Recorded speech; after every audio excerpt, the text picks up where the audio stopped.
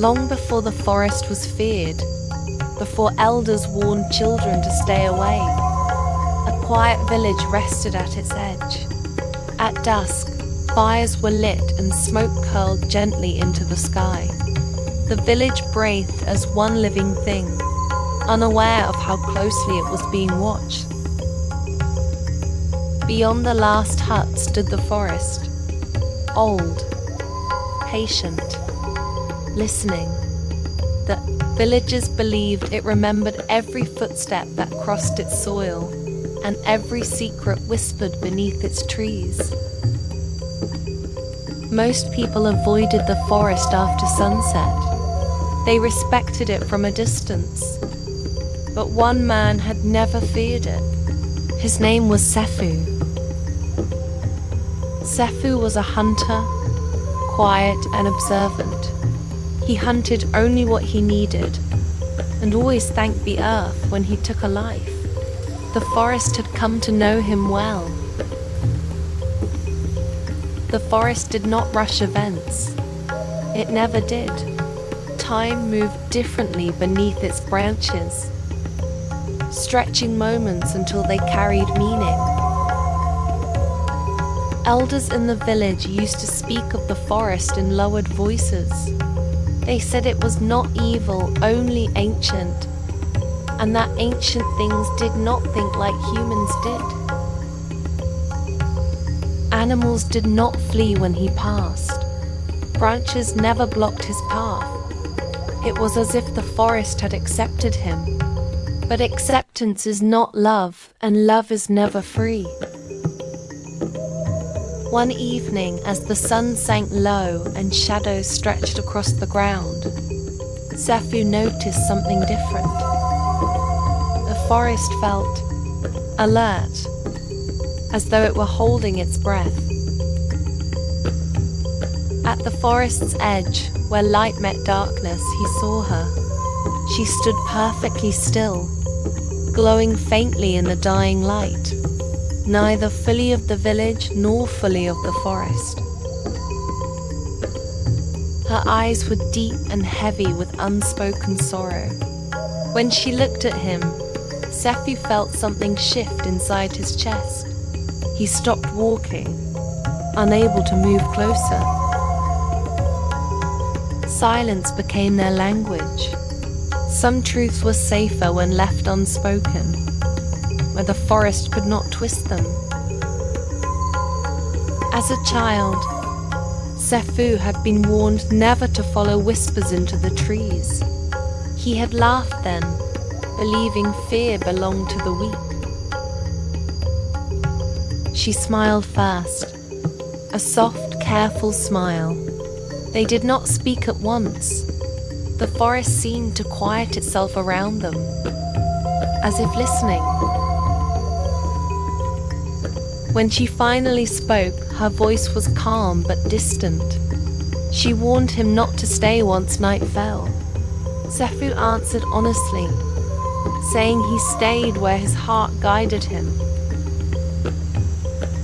Sefu learned that love was not always warmth. Sometimes it was restraint, and the courage to step back even when the heart leaned forward. The forest watched without judgment. It had seen bonds form and break for longer than memory could reach. They met again the next evening, and the next, always at dusk, always in the same place. They spoke of small things, letting silence fill the spaces between words. She told him her name was Amani. She never crossed into the village, and Sefu never followed her deep into the forest. Unspoken rules formed between them. Now, as an adult, he understood the warnings were not meant to frighten him. They were meant to protect the forest from people like him. Love did not arrive loudly. It grew slowly, quietly. Sefu found himself watching the sky every evening, waiting for the moment she would appear. Amani laughed sometimes, but her laughter faded too quickly. One evening she touched Safu's hand. The forest fell unnaturally silent. Each dusk felt heavier than the last, as though the sky itself understood what was being lost. Suddenly, Amani told him to stop coming. The wind shifted, restless and uneasy. She whispered that the forest had noticed them. Safu said he was not afraid, but fear was already growing inside him, not of the forest, but of losing her. Amani told him he should be afraid. Sometimes, before meeting Amani, Safu would stand at the forest's edge and listen.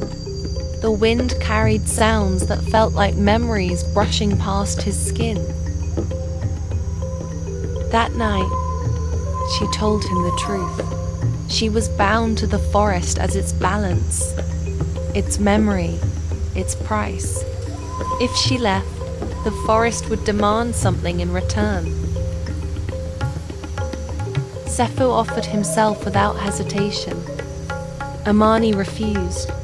She told him love did not always mean sacrifice, and sacrifice did not always mean love. She gave him a choice: stay away and live a full life in the village, or keep coming at dusk, knowing they could never truly be together.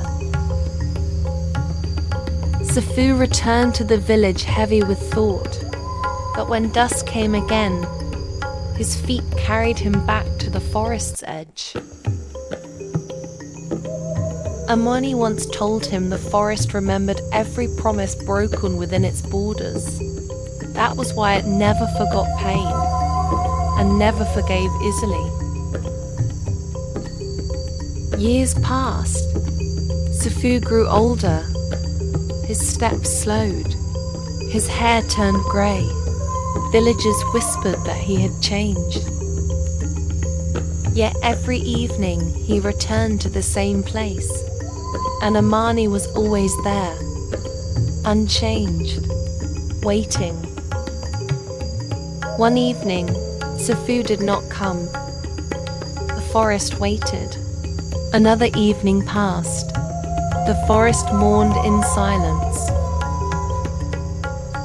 They say the forest still glows at dusk, and if you listen closely, you may hear footsteps that never touch the ground. A woman still waits where light meets shadow, because love never truly disappears. There were nights when Safu arrived early, and she was not there yet. Those moments taught him patience and fear. When Amani spoke of balance, her eyes darkened. It was not balance between good and evil, but between love and loss. Some stories are not meant to end. They are meant to remain, quietly shaping the world around them. The forest tested Safu in small ways. Paths shifted. Sounds echoed where they should not, yet he continued to return. Villagers began to notice animals avoiding certain paths. Hunters whispered that something old had awakened. Amani never explained what would happen if the forest took its payment. Some truths were too heavy to carry with words. Safu began leaving offerings at the forest's edge, not to ask for mercy, but to show respect. Love, he learned, was not only about being together. Sometimes it was about knowing when to remain apart. Love is not always about staying. Sometimes it is about choosing distance, again and again, until distance becomes devotion. The forest did not take Safu's life. Time did. And time, unlike the forest, never gives back what it keeps.